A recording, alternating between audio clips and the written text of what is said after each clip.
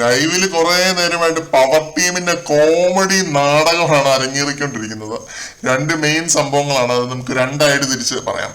അപ്പോൾ പുതിയ power team അധികാരത്തിൽ കയറിയപ്പോൾ മുതൽ സായിയുടെ നേതൃത്വത്തിൽ ഭീകര പ്ലാനിങ് ആണ്.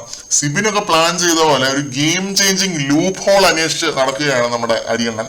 അപ്പോഴാണ് സായിയുടെ ബുദ്ധിയിൽ ഒരു ഐഡിയ ഒതുങ്ങുന്നത്. നമുക്ക് ബിഗ് ബോസിനോട് പവർ റൂമിൽ ഒരു പാട്ട് പ്ലേ ചെയ്യാൻ പറയാം എന്ന് പറയുന്നു.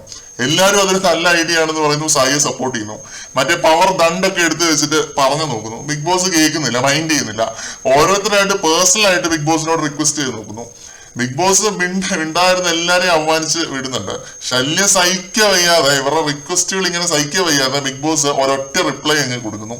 നിങ്ങൾ എല്ലാവരും നല്ല പാട്ടുകാരല്ലേ, നിങ്ങൾക്ക് പാട്ട് പാടിക്കൂടെ എന്ന് വെച്ച് കഴിഞ്ഞാല് ബിഗ് ബോസിന് പാട്ടിടാൻ സൗകര്യമില്ല എന്നാണ് പുള്ളി ഉദ്ദേശിച്ചത്.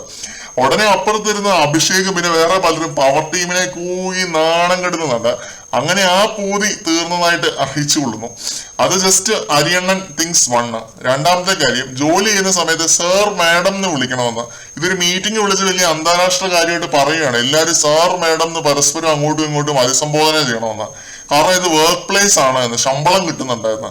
ലാലേട്ടന്റെ എപ്പിസോഡിൽ ഒരു പ്രേക്ഷകന്റെ അഭിപ്രായം പ്രകാരം ഇവർക്ക് റെസ്പെക്ട് ഇല്ല എന്നാണ് പുള്ളി പറഞ്ഞത്. അതുകൊണ്ട് സർ മാഡം എന്നാക്കണം വിളിയൊക്കെ.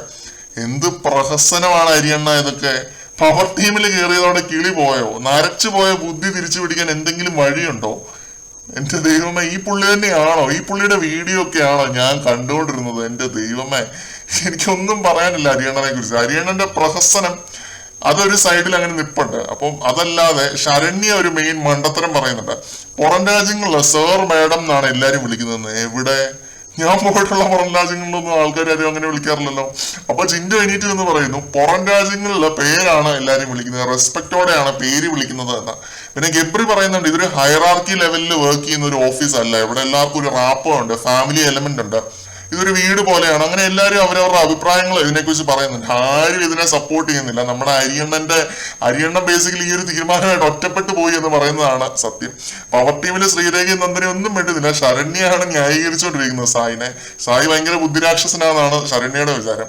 ഇതിൽ എനിക്ക് തോന്നുന്ന ഒരു കാര്യം, സായി പവർ ടീമിൽ കയറിയതിൽ പിന്നെ തല പൊക്കച്ചിരുന്ന ആലോചനയിലാണ്. അത് നമ്മൾ ലൈവില് കണ്ടൊരു കാര്യമാണ്. പക്ഷെ തലയിൽ ഉദിച്ചത് ഇതുപോലുള്ള കുറെ പൊട്ട കാര്യങ്ങളാണ്. ആദ്യം ബിഗ് ബോസിനിട്ടൊന്ന് താങ്ങാൻ നോക്കി, ഇപ്പൊ എല്ലാവരുടെയും തലയിൽ ഹൈറാർക്കി ഇഞ്ചക്ട് ചെയ്യാൻ നോക്കുന്നു. സർ മാഡം എന്ന് വിളിച്ചാൽ മാത്രമേ ലൈൻ ഓഫ് റെസ്പെക്ട് ഉണ്ടാവത്തുള്ളൂ എന്ന് വിശ്വസിക്കുന്ന ഒരു മണ്ടനാണ് നമ്മുടെ സായി കൃഷ്ണ, സീക്രട്ട് ഏജന്റ് സായി കൃഷ്ണ. പിന്നെ പവർ ടീമിലുള്ള ബാക്കി 3 പേരും ആ രീതിയിലുള്ളവരാണ്. ഹൈറാർക്കി തലയ്ക്ക് പിടിച്ച ഒരാളാണെന്ന് തോന്നുന്നു നമ്മുടെ ഈ പുള്ളി. എന്തായാലും മറ്റൊരു ലൈവ് അപ്ഡേറ്റുമായിട്ട് വീണ്ടും കാണാം.